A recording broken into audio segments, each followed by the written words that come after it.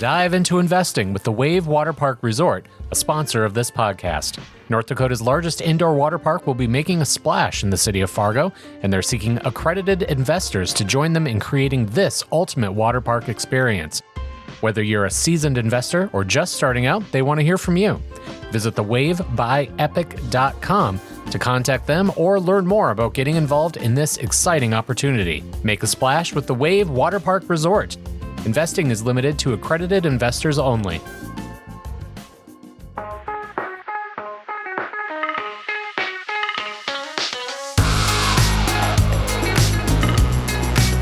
Hey there, everyone. Thank you for listening once again to the Inforum Business Beat podcast. I'm your host, Thomas Evanella. Today, we'll be revisiting a rural Minnesota small town that has come up quite a bit in our reporting over the past few years, and that is Halstad. With a population around 600, Halstad is nestled near the Red River in Norman County. The town has proven itself as a small but mighty place to live and work. Joining me today to discuss Halstad is my fellow reporter, Tammy Swift. You may recall that Tammy was here a few months ago to discuss other small town success stories. If you haven't listened to that episode, you can find it in your podcast feed. Tammy, thank you for being here once again. How are you doing today? Great. Thanks for having me, Thomas. It's been a while. And like I said, it has been a while, but it wasn't all that long ago that we were discussing a very similar topic about small town successes. And this time we're going to focus specifically on Halstad, Minnesota. What is it in your eyes that makes this town so unique? What are they doing that is so different? Well, I think one of the things they're doing is they just kind of have a can-do-it attitude. Like a lot of small communities, their school closed. Their high school closed in 2018, and this left them with like a 66,000 square foot building that the city needed to take care of. And so instead of just sort of mothballing it, or, some people even demolish their schools, they have been looking for a way to fill it. And so they've rebranded it. They're calling it the Landmark.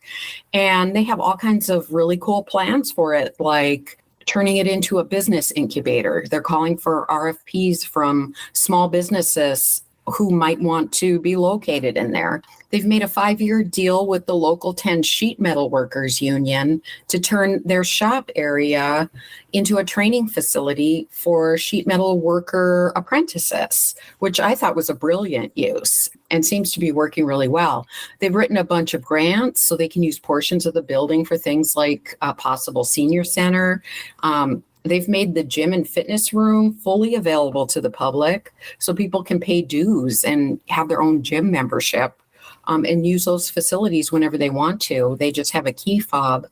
They're looking to expand their summertime youth program so that local youth can have some supervised, healthy activities in afternoons instead of just being home alone if their parents are working. And they've also talked about even converting a portion of the school into housing.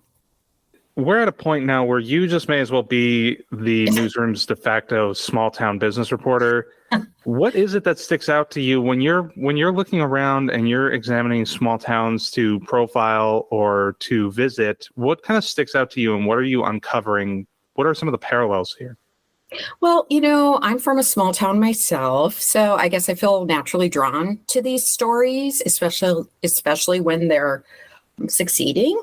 And I guess, that's kind of the point I want to make is, someone who lives in a larger community, just remember that life doesn't stop right outside your own city. There are a lot of smart, hardworking people out there who are really putting in overtime to try to keep their communities relevant and fully functioning for the people who live there. And there are a lot of people who love and appreciate that lifestyle.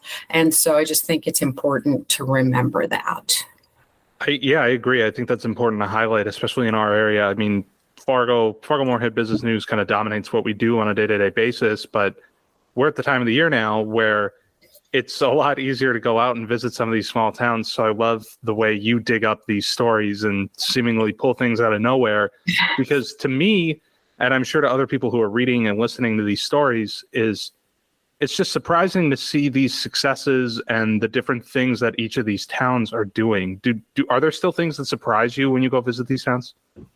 I always am. And like I was surprised Halstad's not big at all. I think I don't know, population was 700 something, but they have a dentist. They have a really big grocery hardware store.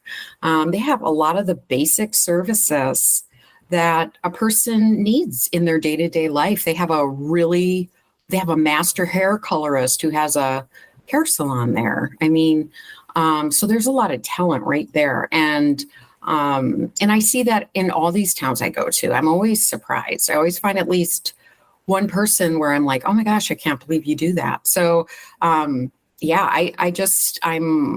endlessly surprised by the talent and the enthusiasm of the people out there. And one of the recurring themes that we see surface in your story about Halstad, and if you haven't read Tammy's story, it is available on our website, inforum.com, is that we see a lot of small towns that wind up getting stuck with some big old buildings. They're either schools, grain elevators, warehouses, whatever it may be.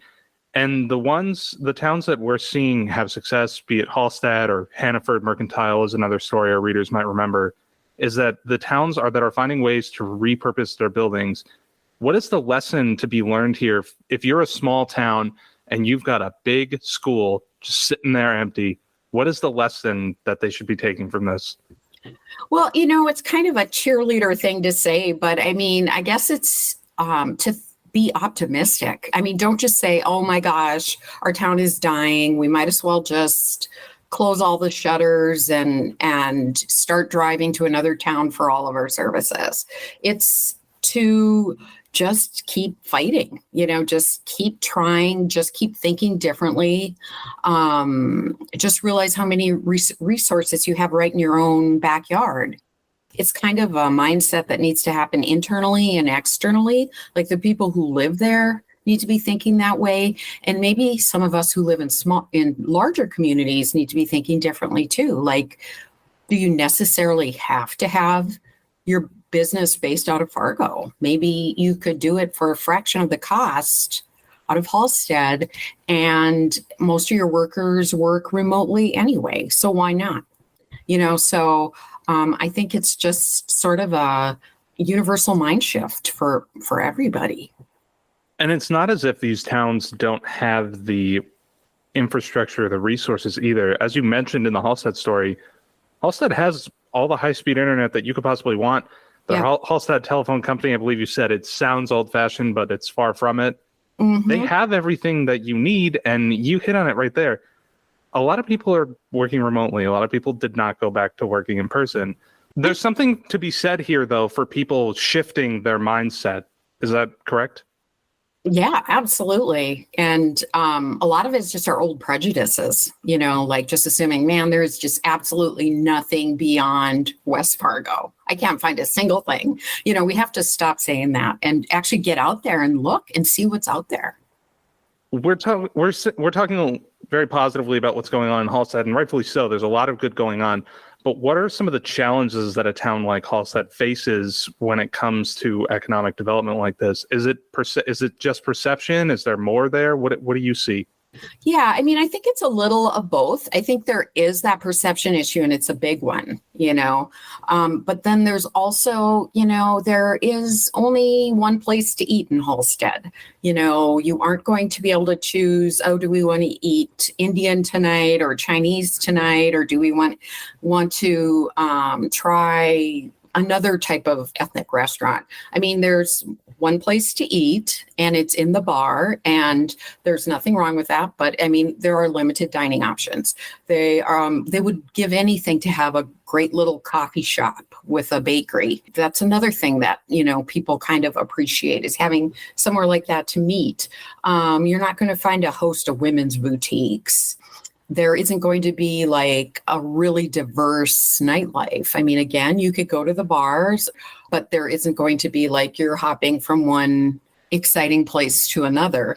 There isn't a ton of pre-existing housing available. One of their plans is to try to provide more senior housing in the high school so that there is more open housing for other families who might be moving into town.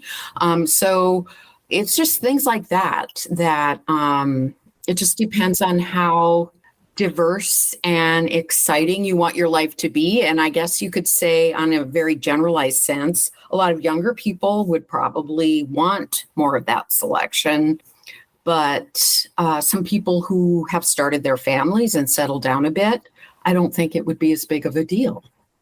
There's something really circular here that you just mentioned, is that the school is now being turned over for senior housing. So the school is going from being for children to being for older adults. Yeah. I would love to know if there are any seniors from Halstad, and obviously this probably hasn't completely come to fruition yet, but I'd love to know if there are any seniors from Halstad who are going to be moving back into school after finishing school there as a kid. It has to happen at least once, right? I'm sure there are. And boy, talk about deja vu all over again, as they say, and except now they probably need elevators and things like that to get up to the second and third floor. It'll be totally a different experience for sure.